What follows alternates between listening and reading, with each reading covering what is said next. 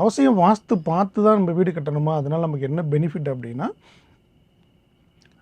இப்போ உங்களுக்கு ஒரு 22 வயசு 23 வயசு ஆயிடுச்சு, திருமணம் வயசாகிடுச்சு, திருமணம் தள்ளி போய்கிட்டே இருக்குது. ஸோ அந்த மாதிரியான வீடுகளில் பார்த்திங்கன்னா கிழக்கு கம்ப்ளீட்டாக சூரிய வெளிச்சம் வராமல் அடைப்பட்ட வீடாக இருக்கும்.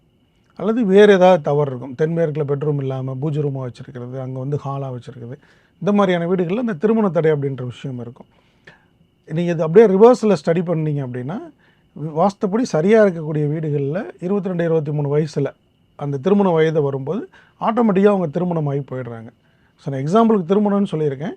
இதில் வேலை இருக்குது, அவங்களுடைய லைஃப் செட்டில்மெண்ட் இருக்குது, நிறைய தொழில் பண்ணுவாங்க, இன்வெஸ்ட்மெண்ட் தொழில் பண்ணுவாங்க. அதெல்லாம் லாஸ் இல்லாமல் இருக்கணும் அப்படின்னா ஒரு பர்ஃபெக்டான ஒரு வீடு மட்டும்தான் லாஸை தவிர்க்கும்.